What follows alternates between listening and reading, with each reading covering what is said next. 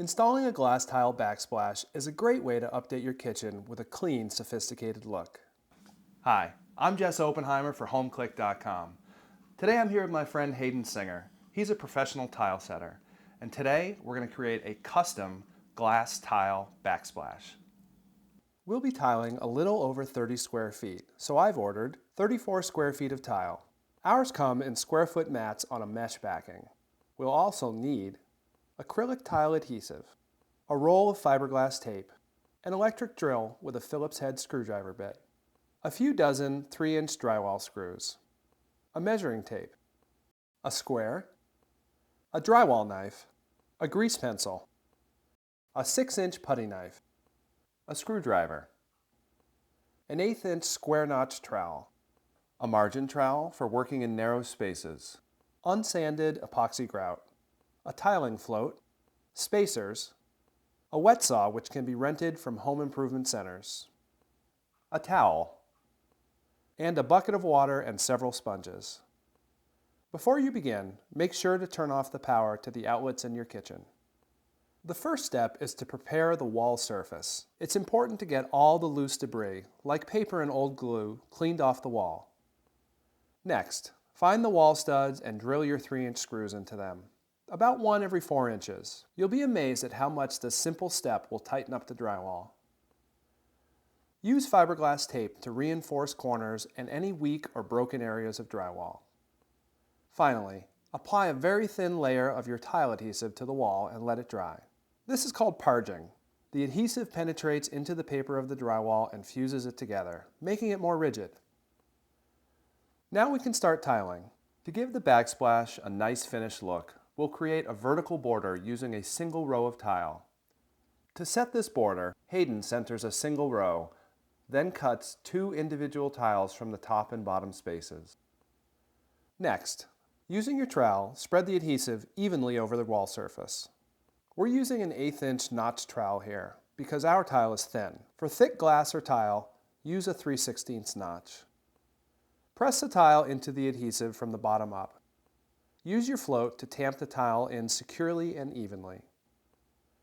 Tiling around light switches, outlets, and windows is tricky, but it's nothing that careful measuring and cutting can't solve. For this outlet, Hayden is going to knock out a hole in a full tile set. First, carefully measure from the inside edge of your tiling to the closest edge of the box. Use that measurement to make a mark on a fresh tile set with your grease pencil. Now measure from the same point on your tile to the far edge of the box. Make another mark on your tiles. Measure up from the bottom and make a mark, and finally down from the top. With this last grease pencil mark, you'll have marked out a hole for the outlet. It's also important to be aware of the top and bottom screws that hold the outlet or switch in place. Measure and mark their locations as well on your full tile set. Use your drywall knife to cut the mesh backing that holds the middle tiles in place and remove them. Notice that Hayden has marked the outline of the box on these cutout tiles. He'll use the tiles outside the box to fill in around the outlet. Detach the tiles and use the wet saw to cut them to size. Where outlet screws are indicated, cut a notch. When you're cutting tile with a wet saw, it's very important to wear eye protection and to keep your fingers as far from the blade as possible.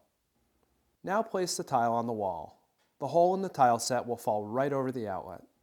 Then fill in around the outlet with tile you cut. When you're placing small individual tiles, spread a small amount of adhesive right on the tile. This is called back buttering. This creates a better bond to the wall. Use your spacers to support individual tiles as the adhesive dries and to maintain consistent spacing in your grout joints. As you tile, here are a few professional tips to keep in mind. The old carpenter's adage, measure twice, cut once, is the best approach to working with tile. Your wet saw will work best if you use slow, even pressure to push the tile through the saw. After cutting, dry off the tile completely before putting it into place. Excess water will weaken your adhesive's bond. Wash your tools in water frequently to maintain a clean edge. Hide your cuts, that is, the tiles that have been cut underneath cabinets and in corners where they're not as noticeable. Once you've finished tiling the backsplash, inspect your tile. Any stray adhesive should be wiped off, and you should place spacers to shore up uneven grout joints. When in doubt, use a spacer. Gravity pulls down even the smallest tile. We've given our adhesive overnight to set. Now it's time to grout. Mix your grout according to the manufacturer's instructions.